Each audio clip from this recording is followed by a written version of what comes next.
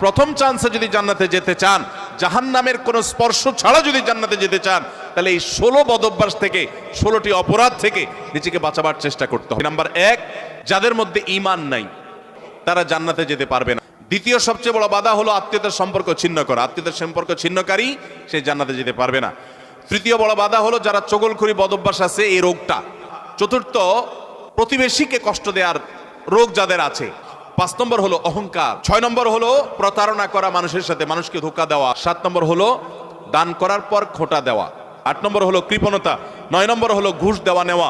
10 নম্বর হলো মা বাবার নাফরমানি করা, মা বাবার অবাধ্য হওয়া, মা বাবার অসম্মান করা। 11 নম্বর হলো মাদক আসক্ত হওয়া।